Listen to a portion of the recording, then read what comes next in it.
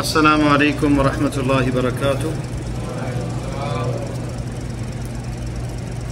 الحمد للہ وحدہ والصلاة والسلام على من لا نبی بعدہ، اما بعد فاعوذ باللہ السمیع العلیم من الشیطان الرجیم، رب اشرح لی صدری ویسر لی امری واحلل عقدۃ من لسانی یفقہوا قولی۔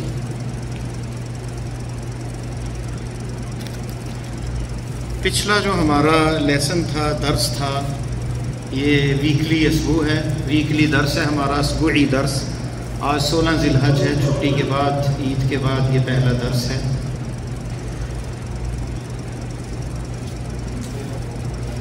پچھلا جو درس تھا ہمارا، اس میں ہم نے حلال اور حرام جانور جو ہیں ان کی تفصیل بیان کی تھی۔ آخری جو مسئلہ تھا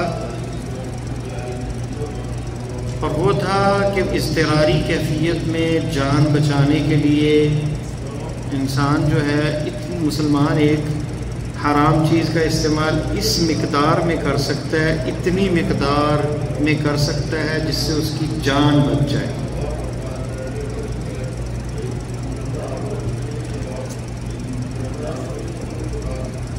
اور اس میں وہ کھانا بھی آ جاتا ہے جو اس کے قبضے میں نہیں یا کسی کے قبضے میں ہے، یعنی جیسے اگر خنزیر کھانا حرام ہے تو چوری کا مال کھانا بھی حرام ہے، لیکن بندہ اگر مر رہا ہے، اس کی جان نکل رہی ہے، تو اپنی اس مقدار میں جس سے جان بچ جائے تو اس کے لیے کسی کا کھانا بھی کھانا جو ہے وہ جائز ہو جائے گا۔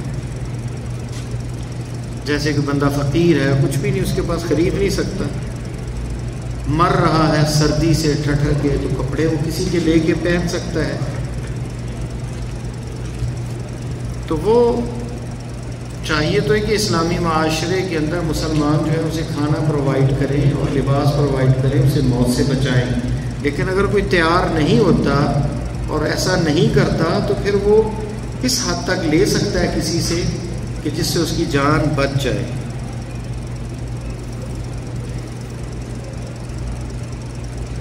جیسے کپڑے لے کے وہ واپس بھی دے سکتا ہے، کسی کے لے لے اپنی جان بچانے کے لیے، رات ٹھنڈی ہو اور خطرناک ہو،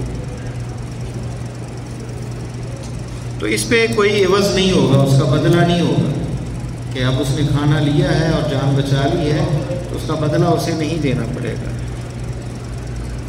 تو ویسے بھی اللہ تعالیٰ نے وعید بتائی ہے جو برتنے کی چیزیں نہیں دیتے، جیسے ہنڈیا ہے، ہلکی پھلکی جو چیزیں ہوتی ہیں وہ اعارتاً یعنی عاریتاً لوگوں کو استعمال کی چیزیں ادھار دے دینی چاہیے، تاکہ کوئی جس میں وہ چیز ختم نہیں ہوتی اور اس کا کچھ بھی نہیں بگڑتا، ہنڈی جو ہے وہ گھس نہیں جاتی، اور اسی طرح کوئی بالٹی وغیرہ اس کا کوئی نقصان نہیں ہوتا۔ تو یہ چیزیں برتنے والی چیزیں جو ہے وہ بھی دی جا سکتی۔ ایک اور مسئلہ ہے کہ بندہ اگر کسی باغ کے پاس سے گزرے، پھلوں والے باغ، پھلوں والے درخت کے پاس سے، کیا اس سے گرا ہوا پھل اٹھا سکتا ہے؟ اور اس کی اگر چار دیواری بھی ہو، چار دیواری نہ ہو اور نہ ہی اس کا کوئی رکھوالا ہو تو اسے وہاں سے کھا سکتا ہے فری میں، ساتھ نہیں اٹھا سکتا۔ اس بارے میں ابن عباس اور انس بن مالک رضی اللہ تعالیٰ عنہما سے جو ہے روایات ہیں، کہتے ہیں وَلَيْسَ لَهُ صَعُودُ الشَّجَرَةِ، وہ درخت کے اوپر چڑھ کے نہیں اتارے گا، نہ مارے گا کوئی پتھر، اور نہ ہی اس پھل میں سے کھائے گا جو ڈھیر لگا کے رکھا ہوا ہے، الا ضرورت کے تحت، وہی جو مرنے کے قریب یا ایسی صورتحال ہے، بھوک سے مرنے کا ڈر ہے، ہلاکت کا ڈر ہے، تو ایسی شکل میں جو ہے وہ لے سکتا ہے۔ لو صلیتم وراء لأن نسجل الصوت، لو صلیتم العشاء ورائنا، مسافرین لو صلون ورائنا لأن نسجل الدرس، یعنی يكون اصوات۔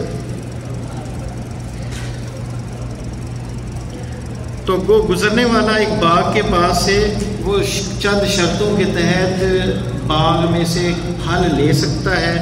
پہلی شرط یہ ہے کہ ایسا باغ جس کی چار دیواری نہ ہو، اور اس کے پاس اس کا چوکی دار نہ ہو، دوسرا کہ پھل جو ہے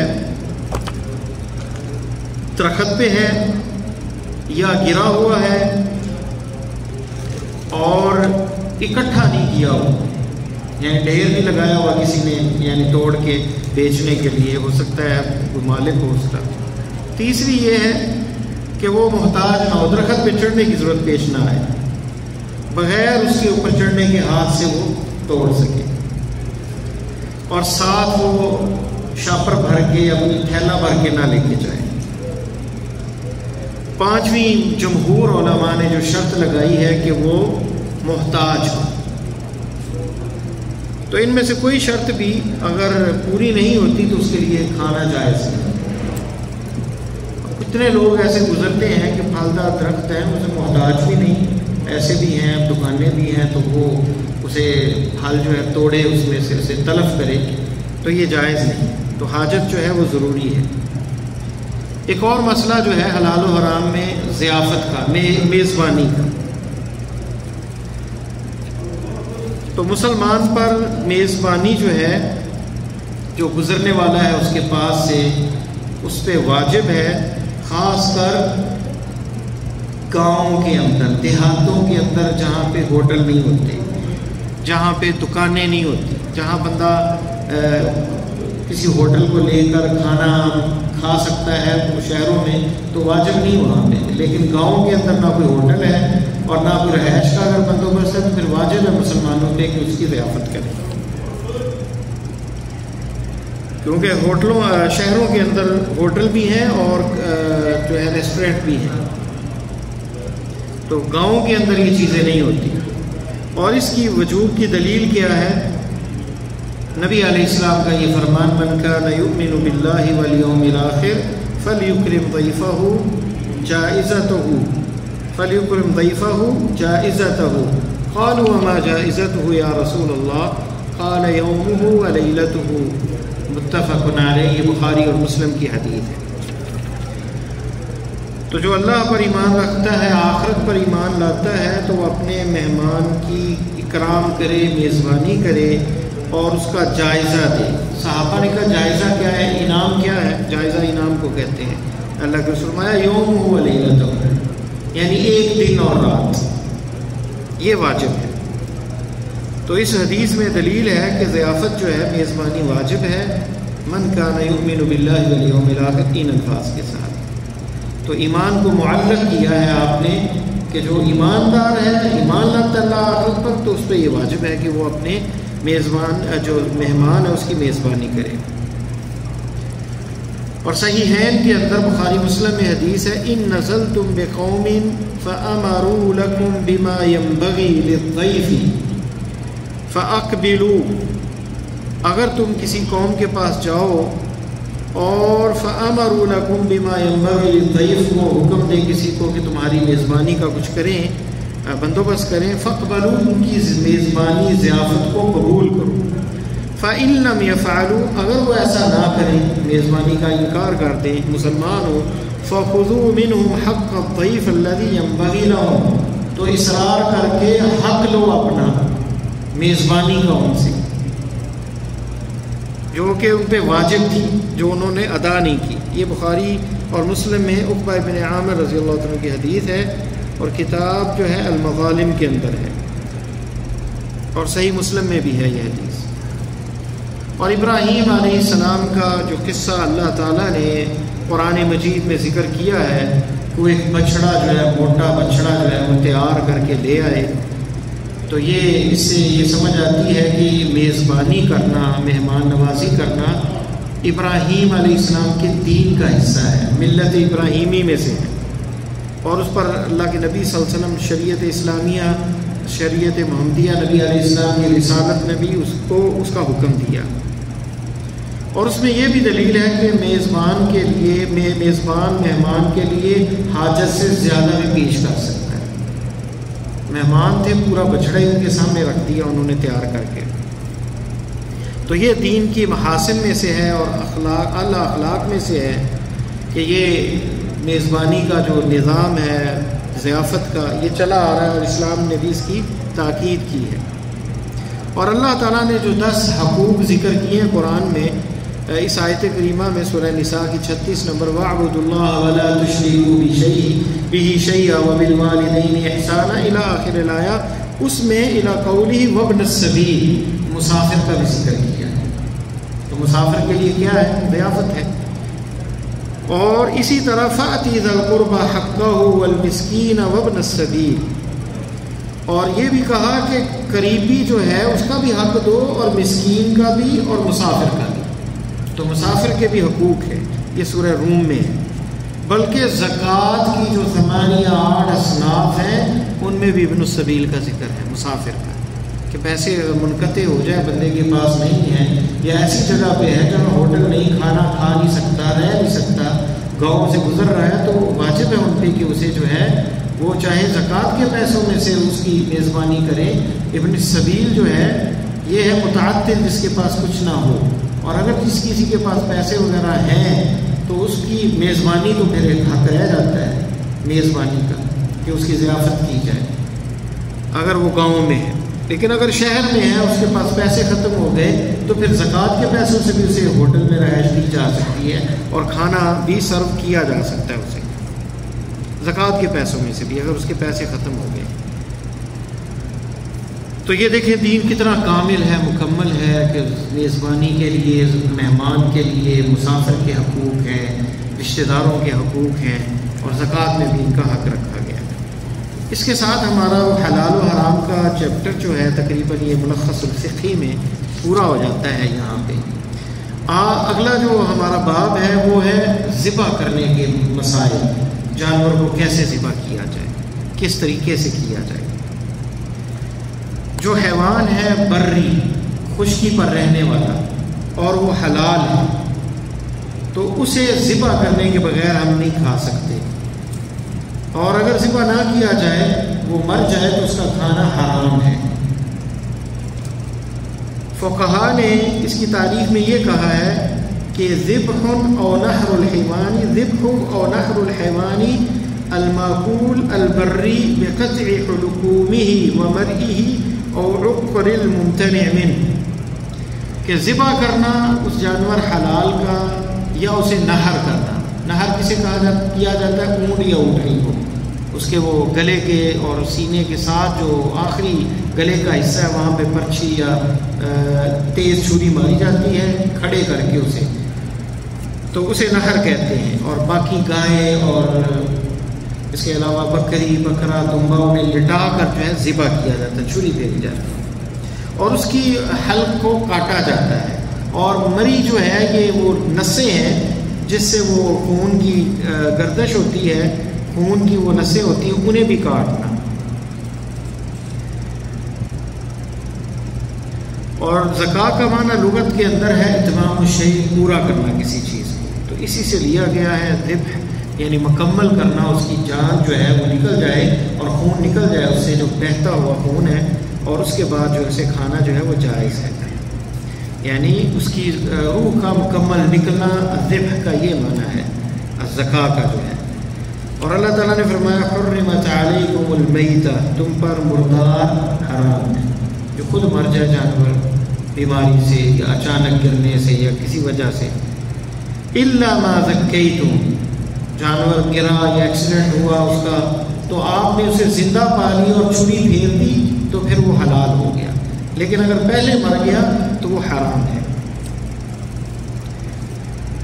تو ذبح کرنا جو ہے اس کے تزکیہ کرنا اس کا یہ لازم ہے۔ حیوان جو مقدور میں ہے، بندے کی طاقت کے اندر ہے، وہ ذبح کرنے کے بغیر حلال نہیں ہوگا، کیونکہ بغیر ذبح کے وہ جانور مردار ہوگا۔ اور اہل علم کا اجماع ہے کہ میتہ جو ہے، مردار جو ہے وہ حرام ہے، اللہ کہ بندہ مضطر ہو، مر رہا ہو، کچھ نہ ملے اسے، اپنی جان بچانے کے لیے وہ مردار سے کھا سکتا ہے، اس مقدار میں کہ اس کی جان بچ جائے۔ اللہ اس میں استثناء ہے جس کو ذبح نہیں کیا جاتا، السمک والجراد، مچھلی اور جراد۔ جراد جو یہ ٹڈی ڈل جس کو کہتے ہیں، یہ گرمی کے موسم میں پوری فصل کھا جاتا ہے، یہاں تو بہت ابھی بھی گھوم رہے ہیں بہت سے. تو یہ جو ٹڈی ڈل ہے یہ ذبح کرنے کے لیے اس کو چھری پھیرنے کی ضرورت نہیں, اور مچھلی جو ہے اسے بھی چھری پھیرنے کی ضرورت نہیں. کتنے لطیفے کی بات ہے کہ ہم سے غیر مسلم جو ہیں ان کو علم بھی نہیں ہے مسلمانوں سے, وہ وہاں سے مچھلی پیک آتی ہے. بعد میں ایک دفعہ ایک مچھلی جو ہے وہ پیکنگ میں آئی اور اس کے اوپر لکھا ہوا شاپر پہ کہ اسلامی طریقے کے مطابق ذبح کی. اب مچھلی کو تو ذبح نہیں کیا جاتا, انہیں پتہ ہی نہیں کہ شاید وہ سمجھتے ہیں کہ مچھلی کو بھی ذبح کیا جاتا ہے, تو انہوں نے اس میں پیکنگ کی ہوئی اسے. تو مچھلی اور جرات یعنی ٹڈی ڈل جو ہے اسے ذبح کرنے کی ضرورت نہیں. وَكُلُّ مَا لَا يَعِيشُ إِلَّا فِي الْمَاءِ, اور ہر وہ چیز جو پانی میں زندہ رہتی ہے سمندر میں اور باہر مر جاتی ہے, وہ بھی اگر سمندر میں مر جائے تو وہ بھی حلال ہوتی ہے. یعنی مچھلی ہے, مچھلی کی ساری قسمیں ہیں جن میں جھینگا ہے اور بہت سی مچھلی ہیں, تو یہ بغیر ذبح کیے ہوئے کھائی جا سکتی ہیں. کیونکہ حدیث میں آتا ہے, عبداللہ ابن عمر رضی اللہ تعالیٰ عنہ کی حدیث ہے, آپ نے فرمایا احل لنا میتتان و دمان, ہمارے لیے 2 خون اور 2 مردار جو ہیں وہ حلال کیے گئے. تو میتتان کیا ہے, مردار کیا ہے, تو مردہ چیزیں, حوت مچھلی سمندر میں مر جائے تو اوپر تر جائے یا آپ کو مل جائے تو آپ اسے کھا سکتے ہیں. والجرات, اور یہ ٹڈی ڈل یہ مردہ حالت میں آپ کو کہیں ملتا ہے تو آپ اسے استعمال کر سکتے ہیں. وَأَمَّا الدَّمَانِ, اور 2 خون جو حلال ہیں, دم مسفوح جو نکلتا ہے خون بکری کو گائے کو ان کو ذبح کرنے سے, وہ بندہ کے گلاس بھر کے میں پی لوں گا وہ حرام ہے, وہ پینا جائز ہے. تو لیکن 2 خون ایسے ہیں وہ جائز ہیں. وہ کیا ہے, الکبد والطحال. کبد کہتے ہیں کلیجی, دل بھی اس میں شامل ہے. کبد جو ہے جگر جس کو کہتے ہیں, کلیجی یہ کھانی جائز ہے, اور طحال تلی. تو یہ طحال اور یہ دونوں جانور کے اندر ہوتے ہیں, ان کو کھانا جائز ہے. اگرچہ خون یہ جمع ہوا ہوتا ہے لیکن اس کا کھانا جو ہے وہ جائز ہے. یہ مسند احمد کے اندر ہے روایت, اور ابن ماجہ کے اندر ہے. اور آپ صلی اللہ علیہ وسلم کا فرمان سمندر کے بارے میں, هو الطہور, سمندر کا پانی جو ہے وہ کیا ہے, طاہر ہے, پاک ہے. الطہور ماؤہ, اس کا پانی طاہر ہے. الحل میتتہ, اور حلال ہے اس کا مردار. سمندر میں مچھلی مر گئی تو وہ حلال ہوگی. ذبح کرنے کے لیے 4 شرطیں ہیں. کتنی؟ 4 شرطیں. 4 شرطوں کا پایا جانا یہ ضروری ہے. پہلی چیز ہے کہ مزکی, ذبح کرنے والا, وہ اہل. کیا چیز اہل کیسے ہوگا, عاقل, مجنون نہ ہو. پاگل کو ذبح کرے گا اس کا ذبیحہ جائز نہیں. ذا دین سماوی, آسمانی دین والا ہو, یعنی مسلمان ہو یا یہودی یا عیسائی, کیونکہ وہ بھی اللہ پر ایمان لاتے ہیں, تورات اور انجیل پر ایمان لاتے ہیں. تو یہ سماوی دین والے کون سے ہیں, یہودی اور عیسائی, ان کا ذبح کیا ہوا جانور بھی جائز ہے. تو مسلمانوں میں سے یعنی مسلمان ہو یا پھر اہل کتاب یعنی تورات اور انجیل کو ماننے والے. تو مجنون, پاگل, نشے کی حالت میں اگر کوئی ہے, وہ عقل اس کی حاضر نہیں, اس کا ذبح کیا ہوا, یا ایسا بچہ جو تمیز نہیں, جس کو 5 سال 6 سال سے کم عمر, چھوٹا بچہ جو ہے, اس کا بھی ذبح کیا ہوا جائز نہیں ہوگا. کیونکہ ان سے ارادہ ان کا یعنی ظاہر ہے کہ وہ عقل حاضر نہیں, تو نیت کیسے وہ کریں گے, کیسے ذبح کریں گے. بچے کو پتہ نہیں ہے, فرق نہیں کر سکتا, اور عقل نہیں ہے اور فہم نہیں ہے, اس لیے ان کا ذبح جائز نہیں. اور اسی طرح وہ جو کافر جس کو ذبح کرے وہ بھی جائز نہیں ہوگا, یا پھر بت پرست ہندو کو ذبح کرے تو وہ بھی ذبح کیا ہوا اس کا جائز نہیں. اسی طرح مجوسی جو ہے اس کا ذبح کیا ہوا بھی جائز نہیں. یا مرتد جو اسلام سے خارج ہو جائے, جیسے قادیانی ہے, کوئی مسلمان ہے قادیانی ہو گیا اور اس نے ایمان لے آیا مرزا غلام احمد قادیانی پہ, چاہے وہ اپنے آپ کو مسلمان کہتا ہے, تو وہ کافر ہو چکا, مرتد ہو چکا, اس کا ذبح کیا ہوا جائز نہیں ہوگا.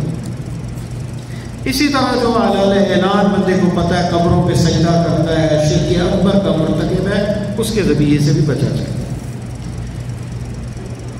تو کافر کتابی جو ہے، یہودی اور عیسائی جو ہے، ان کا ذبیحہ جائز ہے۔ دلیل اس کی اللہ تعالیٰ کا فرمان ہے وَطَعَامُ الَّذِينَ أُوتُوا الْكِتَابَ حِلٌّ لَكُمْ، اور تمہارا ان لوگوں کا کھانا جنہیں کتاب دی گئی حلال ہے تمہارے لیے۔ سورہ مائدہ آیت نمبر 5۔ ای ذبائح اہل الکتاب الیہود والنصارى، یعنی ان کے ذبح کیے ہوئے یہود و نصارہ کے، یہ تمہارے لیے جائز ہیں۔ یہ مسلمانوں کا اس میں اجماع ہے۔ امام بخاری رحمہ اللہ ابن عباس سے روایت کرتے ہیں اور کہتے ہیں طعامہم ذبائحہم، اس آیت سے مراد، ان کا کھانے سے مراد ان کے ذبح کیا ہوئے جانور ہیں۔ اور اسے ذکر کیا ہے ابن جریر نے اور ابن منذر نے اور ابن ابی حاتم نے اپنی تفاسیر میں، اور امام بخاری نے معلقاً اور مجزوماً، جزم کے ساتھ اس کو تعلیقاً ذکر کیا ہے اپنی صحیح بخاری کے اندر۔ تو مفہوم اس آیت کریمہ کا یہ ہے کہ کافر اگر غیر کتابی ہے تو اس کا ذبیحہ جائز نہیں، یعنی یہودی عیسائی کے علاوہ کوئی اور اگر بدھ مت کا ہے، ہندو ہے، یا کوئی اور ہے اس کی دین جن میں کیمنزم یا کیمنسٹ ہے، تو ان کا ذبح کیا ہوا جائز نہیں ہوگا، یہ اجماع ہے۔ حکمت کیا ہے کہ کافر جو کتابی ہے یعنی یہودی اور عیسائی، ان کا ذبح کیا ہوا کیوں جائز ہے؟ کیونکہ اہل کتاب ان کا یہ عقیدہ ہے کہ غیر اللہ کے لیے جانور ذبح نہیں کیا جا سکتا، اور اسی طرح ان کے ہاں مردار بھی حرام ہے، کیونکہ یہ ان کے انبیاء نبی لے کے آئی شریعت باقی کفار کے مخالفت میں، کہ باقی کفار جو ہیں وہ بتوں کے لیے بھی جو ہے ذبح کرتے ہیں اور مردار کو بھی کھاتے ہیں۔ دوسری شرط ذبح کرنے میں، وہ آلہ جس کے ساتھ ذبح کیا جاتا ہے کیسا ہونا چاہیے؟ ہر وہ تیز چیز جس سے خون بہہ جائے، چاہے وہ لوہے کا بنا ہو یا پتھر کی بنی ہو یا کوئی اور کسی میٹل وغیرہ کا بنا ہو، سوائے دانت اور ناخن کی۔ دانت اور ناخن سے ذبح کرنا جائز ہے، کیونکہ دانت جو ہے وہ ہڈی ہے اور ناخن جو ہے یہ اس سے جائز ہے۔ ان کے علاوہ کسی بھی تیز چیزوں سے ذبح کیا جائے۔ آپ صلی اللہ علیہ وسلم کا فرمان بخاری مسلم میں حدیث ہے ما انہر الدم وذکر رسول اللہ علیہ فکلوا، جس نے خون بہایا اور اللہ کا نام لیا گیا تو اسے کھاؤ۔ لیس السن والظفر، وہ دانت اور ناخن نہ، یعنی دانت اور ناخن کچھ چیز نہیں، بندہ دانت سے اس کا گردن کاٹ لے، کوئی پرندہ وغیرہ ہے تو وہ ذبح جائز نہیں ہے۔ اسی طرح ناخن تیز ہو، بڑا ہو، اس سے اس کو کاٹ لے تو وہ جائز نہیں ہوگا اس سے ذبح کرنا۔ تو اس میں جو ہے ہڈی کے ساتھ، یعنی ہڈی کے ساتھ بھی، کیونکہ دانت ہڈی میں سے ہے، جیسے حدیث میں آتا ہے آپ نے فرمایا سأحدثكم عن ذلك اما السن فعظم، کیونکہ یہ ہڈی ہے تو ہڈی سے ذبح نہیں کیا جائے گا، تو اس سے جائز نہیں ہے ذبح کرنا۔ اما الظفر، اور یہ جو ناخن ہے، فمدی الحبشہ، حبشی جو تھے اس وقت غیر مسلم تھے حبشہ، وہاں کے لوگ اس سے ناخن سے ذبح کرتے تھے، تو ان کی مخالفت میں آپ نے کہا اس سے بھی جائز نہیں ہے۔ تو یہ ان کی چھریاں جو تھیں وہ ناخنوں کے ساتھ تھیں، تو یہ جائز نہیں۔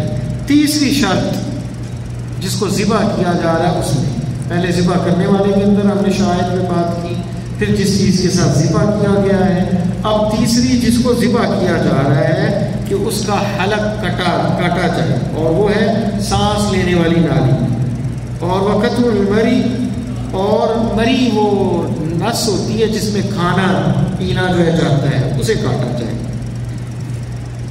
اور ایک ان میں سے ودجیں، دو نسیں جن میں خون دوڑتا ہے، خون کی گردش ہوتی ہے، اسے بھی، اور وہ دو وریدیں۔ تو ان میں سے تین چیزیں اگر کٹ جائیں تو غالباً وہ کٹ گیا تو وہ جو ہے جانور جو ہے وہ جائز ہو گیا، حلال ہو گیا، اس کو کھایا جا سکتا ہے۔ اور سنت یہ ہے اونٹ کے معاملے میں کہ اسے جو ہے نہر کیا جائے، کہ تیز آلے سے اس کے لب اس کو کہتے ہیں جو گردن کے آخر میں اور سینے کے پاس ہے، کہ وہاں جو ہے وہ اسے مارا جائے، اور اسے وحدہ بھی کہتے ہیں، جو جڑ اونک کی گردن کی ہے وہاں پہ اور سینے کے ساتھ۔ اور اس میں حکمت جو ہے اس جگہ کی یا اور ان چیزوں کو کاٹنے کی، تاکہ جو چلنے والا خون ہے وہ نکل جائے، اور یہ جہاں پہ جو ہے نسیں اکٹھی ہوتی ہیں خون والی، اور جلدی روح جو ہے وہ نکل جاتی ہے، اور خون جو ہے گوشت جو ہے وہ زیادہ پاکیزہ ہو جاتا ہے، اور حیوان پہ بھی تکلیف اسے زیادہ نہیں ہوتی، جلدی اس کی جان نکل جاتی ہے۔ اور نبی علیہ السلام نے فرمایا اذا ذبحتم، اگر تم ذبح کرو فاحسنوا الذبحۃ، تو اچھے طریقے سے ذبح کرو۔ اگر بندہ عاجز آ جائے اسے ذبح کرنے میں اس جگہ سے، یعنی بھاگ جائے جانور یا پہنچ نہ سکے، جیسے کہ شکار وغیرہ بندہ کرتا ہے اس وقت، یا وہ اونٹ جو وحشی ہو جائے اور بھاگ جائے بندہ اسے پکڑ نہیں سکتا، تو اس کو کیسے کرے؟ یا کنویں کے اندر کوئی جانور گر جائے تو اسے کیسے اب ذبح کرے؟ تیل کا دی تو وہ نیچے مر جائے گا، اس کو کیسے ذبح کیا جائے؟ تو اسے اگر وہاں پہ محل جو ذبح کرنے کی جگہ ہے وہاں اگر نہ کاٹا جائے تو اسے زخمی کر کے جو ہے اسے ذبح کیا جائے، کسی ایسے تیز چیز سے تیر مارا جائے جس سے زخم ہو جائے، خون نکلنے لگ جائے، بسم اللہ پڑھ کے، تو پھر اسے استعمال کیا جا سکتا ہے جسم کے کسی بھی حصے میں، تو یہ اس کے لیے ذبح کرنے کے لیے کافی ہوگا۔ اور حدیث اس کے لیے رافع رضی اللہ تعالیٰ عنہ کی ہے، کہتے ہیں ند بعیر، ایک اونٹ جو ہے وہ بھاگ گیا نبی علیہ السلام کے دور میں، فاغوى الیہ رجل بسهم، ایک آدمی نے جو ہے نشانہ لیا تیر سے اور اس کو تیر مارا، فحبسہ، اس تیر نے اسے روک دیا، یعنی زخمی ہو گیا، فقال رسول اللہ صلی اللہ علیہ وسلم ما ند علیکم، جو تم سے بھاگ جائے جانور، فاصنعوا به هكذا، تو ان کے ساتھ ایسے کیا۔ یہ نئی معلومات ہوگی آپ کے لیے۔ یہ قربانی کے موقع پہ بہت تگڑے جانور ہوتے ہیں، کچھ بھاگ جاتے ہیں اور خطرہ ہوتا ہے کہ وہ بچوں کو رونق دیں گے، کسی بندے کو، کسی بوڑھے کو نقصان دیں گے، تو ایسی شکل میں جو کنٹرول میں نہ آ رہا ہو تو بندوق کے ساتھ بھی انہیں جو ہے فائر کر کے ذبح کیا جا سکتا ہے، اور اگر بندہ پہنچ جائے اس کے پاس تو چھری پھیر دے، ورنہ جو ہے اگر اسی خون کے ساتھ اس کی ڈیتھ ہو جائے تو وہ طاہر ہوگا، اس کی یعنی قربانی ہو گئی، وہ ذبح ہو گیا جانور، کیونکہ وہ مقدور میں نہیں تھا، طاقت میں نہیں تھا۔ اور یہ علی رضی اللہ تعالیٰ عنہ، عبداللہ ابن مسعود، عبداللہ ابن عمر، ابن عباس اور عائشہ رضی اللہ تعالیٰ عنہم سے رضوان اللہ علیہم ان سے مروی ہے، اور بخاری نے اس کو تعلیقاً ذکر کیا اپنی صحیح کے اندر، اور حافظ ابن حجر نے فتح الباری کے اندر اسے ذکر کیا ہے۔ اسی طرح وہ حیوانات جو منخنقہ، جس کے گلے میں رسہ پھنس جائے اور وہ گلا گھٹ جائے اس کا، وہ مر جائے، اور موقوذہ، کوئی چیز اسے پڑے سخت بھاری سر پہ، کوئی بول وغیرہ، کوئی ہتھوڑا یا کوئی اور چیز، اس سے وہ مر جائے، یا کسی بڑے دوسری تیسری منزل سے گائے یا یہ جانور گر جائے، والنتیحہ، کی کوئی سینگ مار کے ایک دوسرے سے لڑائی میں جو ہے موت ہو جائے، یا پھر کوئی جانور حملہ کر دے، کسی گاؤں میں بھیڑیا وغیرہ حملہ کر دے اور اسے زخمی کر دے اور مر جائے، تو یہ اگر مر جائے تو مردار ہے، کھانا جائز نہیں۔ اگر آپ اس کو پائیں کہ ان میں زندگی ہے اور ذبح کر لیا تو پھر وہ حلال ہو گیا۔ اللہ تعالیٰ نے فرمایا حرمت علیکم المیتہ، تو یہ میتہ کی ساری قسمیں ہیں، اور اس میں ذکر کیا والمنخنقۃ والموقوذۃ والمتردیۃ والنطیحہ وما اکل السبع الا ما ذکیتم، استثناء ہے کہ اگر تم ان کو ذبح کر لو موت سے مرنے سے پہلے، ان کی موت سے پہلے، تو یہ حلال ہوں گے۔ منخنقہ وہ ہے کہ جس کی گردن پہ رسی جو ہے لپٹ جائے تو وہ موت ہو جائے، یا کوئی موقوذہ اس کو کہتے ہیں، کوئی بھاری چیز جو ہے جس سے مارا جائے اسے، اور متردیہ جو کسی اونچی جگہ سے نیچے گر جائے، اور نتیحہ یعنی حیوان آپس میں سینگ ایک دوسرے کو مارے یا سر مارے، اور جو ما اکل السبع درندے اگر کسی کو شیر، چیتا، بھیڑیا اگر کسی جانور پہ حملہ کر دے تو یہ اگر ان کی زندگی پا لیں ہم تو چھری پھیر دیں، اگر مر گئے پہلے تو پھر یہ کھانا جائز نہیں ہوگا۔ تو بسا اوقات ایسا ہوتا ہے کہ ہم جانور دیکھتے وہ حرکت نہیں کر رہا، ہم سمجھتے کہ مر گئے، تو ان کی حرکت تو جاری ہوتی ہے، چھری پھیریں گے، اگر خون نکل آیا تو وہ جائز ہوگا، اس کا مطلب ہے وہ زندہ ہے۔ اگر خون نہ نکلا تو پتہ جانور بند مر جائے تو خون جم جاتا ہے، اس کا خون نہیں نکلتا تو وہ بھی ہوتا ہے۔ چھری پھیریں گے، اگر خون نکل آیا تو وہ حلال ہوتا ہے، یعنی سرخ رنگ کا خون اگر نکل آیا ذبح کرنے سے تو وہ جو ہے وہ دم میتہ نہیں بلکہ وہ حلال ہو جائے گا، اگرچہ وہ حرکت نہیں کر رہا جانور، لیکن اس کا دل حرکت کر رہا ہے، زندگی موجود ہے تو وہ جائز ہوگا۔ لیکن اگر خون نہ نکلا سرخ تو پھر وہ مردہ ہو چکا ہے۔ چوتھی شرط جو ہے کہ جب چھری پھیری جائے تو کیا لفظ کہے جائے؟ کہا جائے بسم اللہ، اللہ کا نام، وَلَا تَأْكُلُوا مِمَّا لَمْ يُذْكَرِ اسْمُ اللَّهِ عَلَيْهِ، اور وہ نہ کھاؤ جس پر اللہ کا نام نہیں لیا گیا، وَإِنَّهُ لَفِسْقٌ، یہ فسق ہے، یہ جائز نہیں ہے، حرام ہے، وہ جائز ہے جس پر اللہ کا نام نہیں لیا گیا۔ امام ابن قیم کہتے ہیں اللہ تعالیٰ کا جو اسم ہے، نام جو ہے وہ لینے سے جانور کے اوپر گوشت پاکیزہ ہو جاتا ہے اس سے، اور شیاطین بھاگ جاتے ہیں ذبح کرنے والے سے اور جس کو ذبح کیا جا رہا ہے۔ تو اگر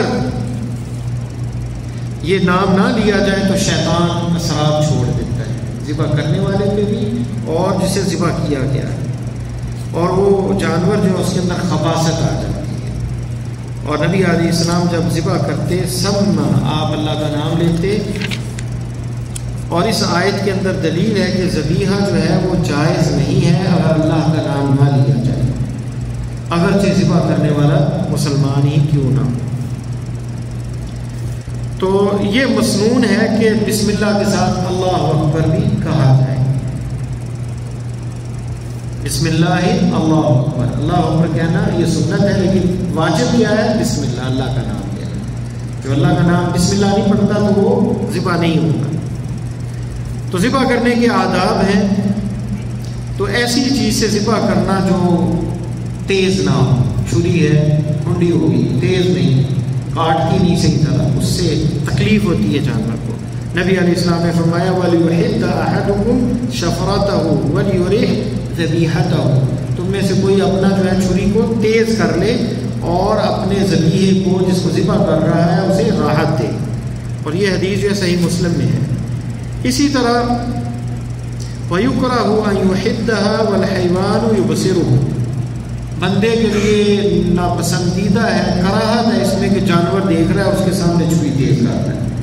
اب اس میں جانور اتنا بیوقوف تھوڑی، اسے تکلیف ہوتی ہے، پتہ چل جاتا ہے اسے کہ اس کی باری آ گئی، اسے ذبح کیا جائے، اس کے سامنے چھری تیز نہیں کرنی چاہیے۔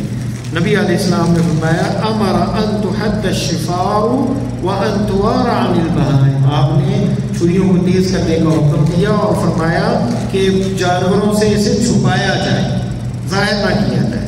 یہ مسند احمد کے اندر ہے اور سنن ابن ماجہ میں روایت ہے۔ اسی طرح حیوان کو جو ہے غیر قبلہ کی طرف منہ کر کے نہیں، کسی اور طرف جو ہے ذبح کیا جائے، یہ بھی ناپسندیدہ عمل ہے۔ اسی طرح یہ ناپسندیدہ عمل ہے کہ اس کی گردن توڑ دی جائے، یا پھر اسے ٹھنڈا ہونے سے پہلے، مرنے سے پہلے گردن کاٹ دی جائے، یہ بھی ناپسندیدہ عمل ہے۔ اور سنت یہ ہے اونٹ اور اونٹنی میں کہ اسے کھڑا کیا جائے اور اس کا بایاں لیفٹ ٹانگ جو ہے، ہاتھ جو ہے وہ باندھا جائے، اگلا حصہ جو ہے ٹانگ کا جسے ہاتھ اس کے ہوتے ہیں اگلی جانب میں، بائیں جانب جو اسے باندھا جائے، اور گائے کو ذبح کیا جائے، بکری کو بھی ذبح کیا جائے لٹا کر، اور اس کو الٹی جانب لٹا کر۔ تو یہ ہیں وہ آداب جو ذبح کرنے والے جانور کے متعلق ہیں کہ کیسے ذبح کیا جائے۔ اب آپ لوگوں کے اگر کوئی سوال ہیں ذبح کے متعلق قربانی کے بارے میں تو پوچھ سکتے ہیں، کیسے جانور کو ذبح کیا جائے، تو شرائط بھی بتائی ہیں ہم نے، اور پھر اس کے بعد مسائل ہیں اس کے صید کے یعنی شکاری کے، شکار کے، تو اس کے آداب بھی پھر ہم پڑھیں گے۔ کوئی ہے سوال کسی کے ذہن میں؟ جی